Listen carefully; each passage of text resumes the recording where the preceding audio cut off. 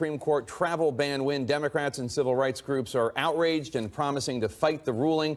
One of those Democrats is Minnesota Congressman Keith Ellison. He called the ban bigotry against Muslims. Thank you. The fact that 2 of the 7 countries on the ban are not Muslim-majority countries. So that leaves you with those other 5 countries. In line with what President Trump said he wanted a complete and total shutdown of Muslim entry into the country. Ask you, in 2015, President Obama signed a law that contained provisions that restricted travel. Aren't there legitimate national security questions about travelers from these countries? I really regard that as a Trump talking point. When they did craft the travel ban, one of the things they did lean on was previous acts by the Obama administration. There is a tremendous amount of overlap. Restrictions on travel under the Obama administration and the ban on travel in the Trump administration. There are some serious national security questions about these countries of which there's an overlap. Just because 2 things may look similar does not mean they are similar. Obama adds restrictions. Just empirically, do you have a problem with that? Forget Trump for a second. Forget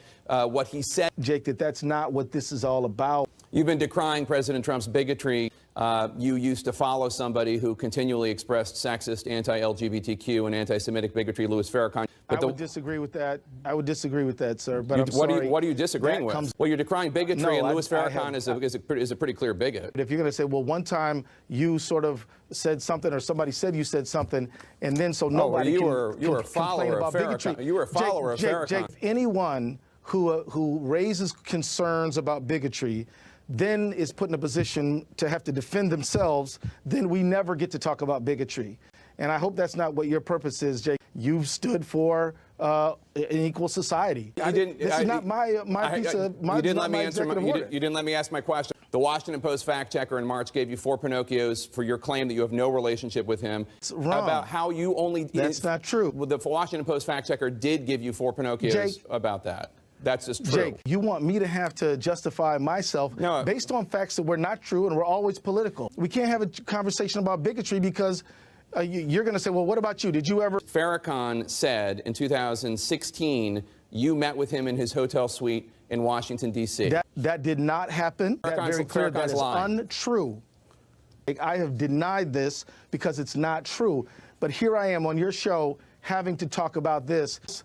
And I wrote about this months ago, Jake. In 2017. And I think you know that. You wrote about it in the Washington Post. No, I was not.